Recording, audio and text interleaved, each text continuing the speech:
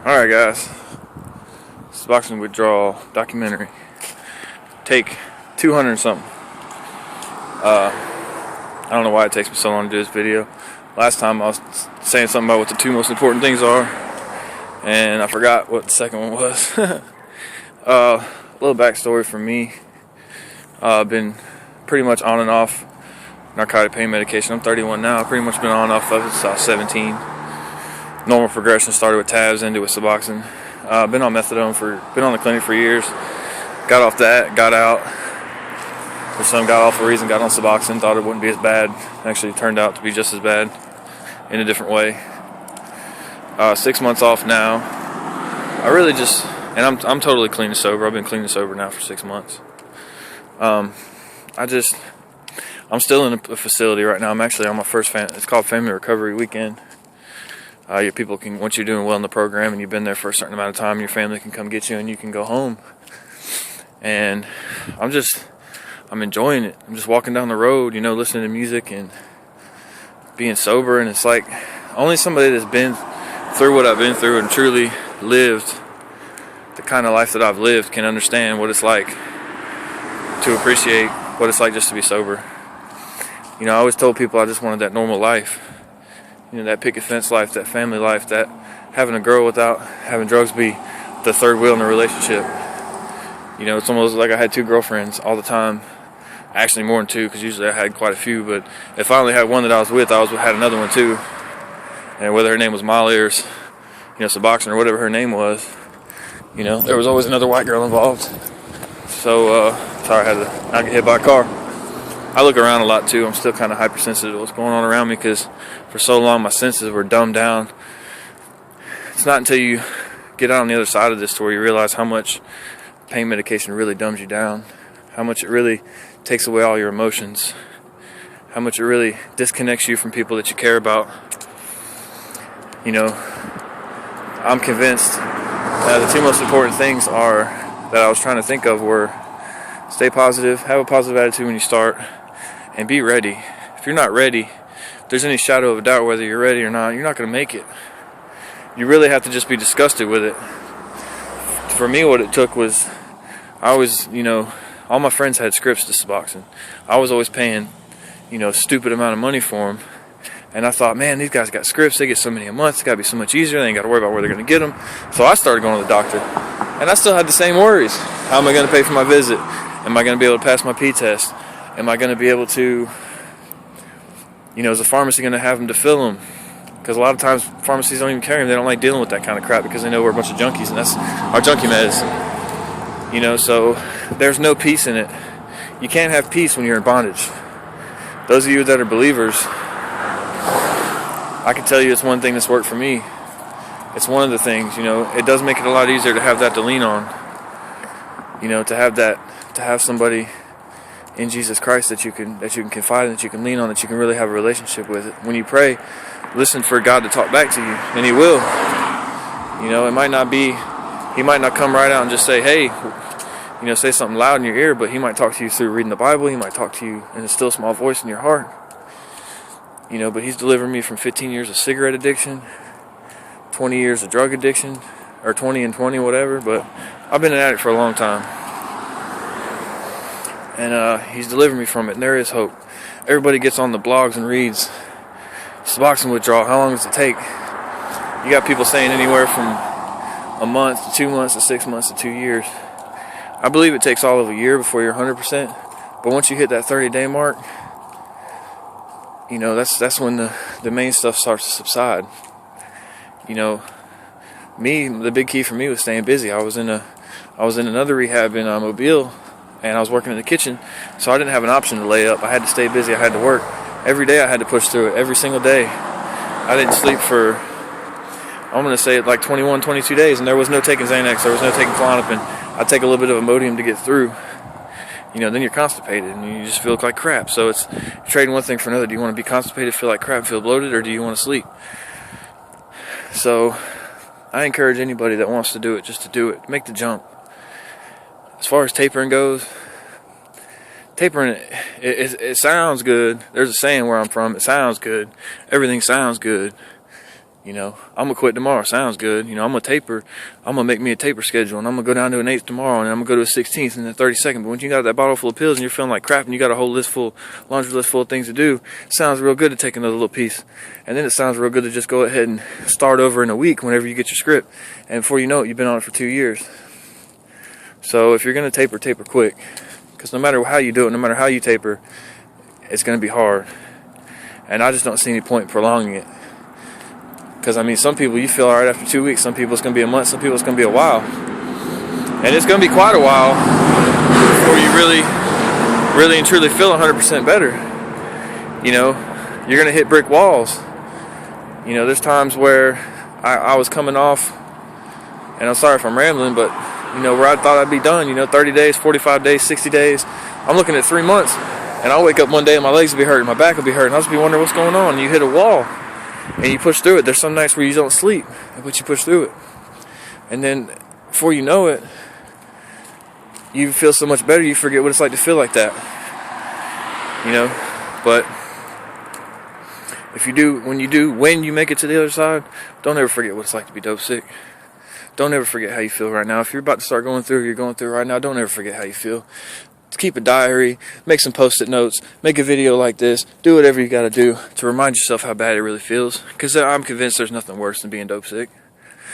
I'm not going to sit here and sugarcoat it and tell you it was easy, but nothing good is easy. Nothing good comes easy. You know, one of my favorite sayings is pain is weakness leaving the body. That pill addiction is your weakness. It was my only weakness. It led me into all these other things. It kept me in bondage to all these other things.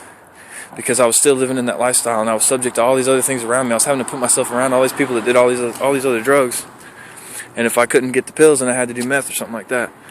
I started shooting up because of them. Because I hung around a buddy that I got them from that, you know, that did needles, and I learned how to shoot up and started shooting up, which lost everything because of that. But I'm saying that to say this: you can't just play with it.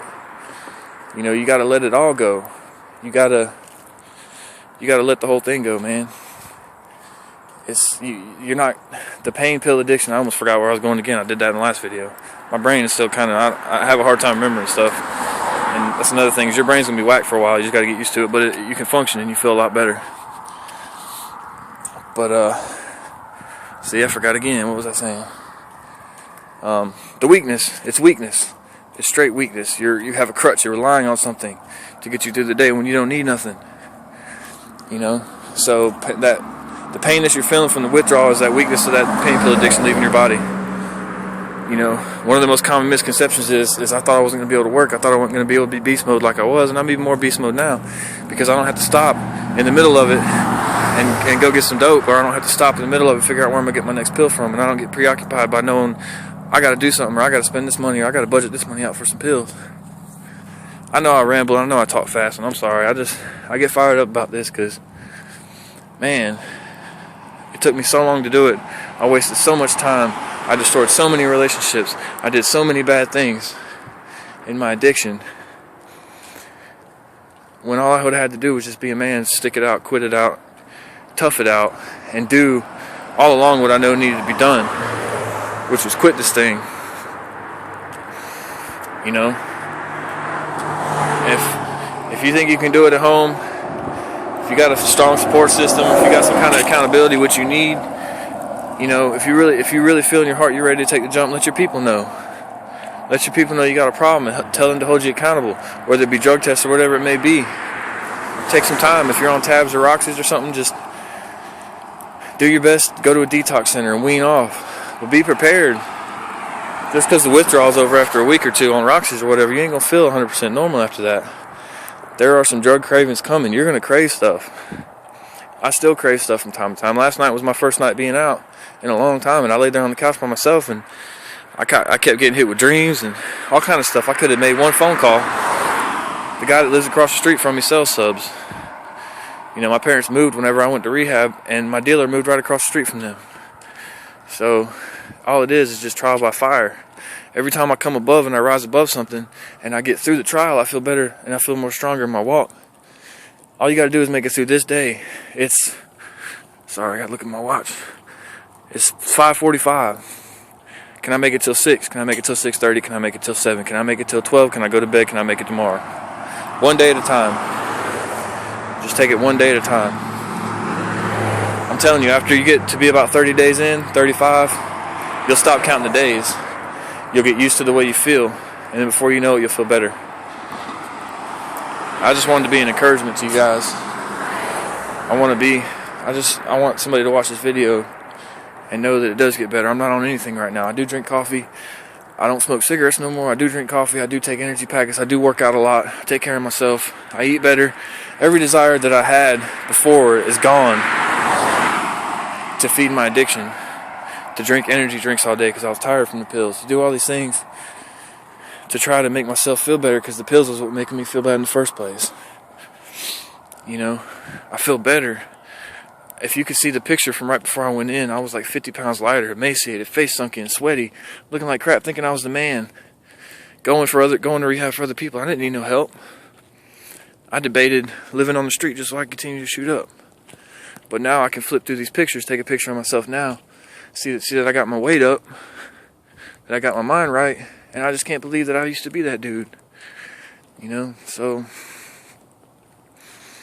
I'm not getting on here boasting. I'm not getting on here telling you how it is.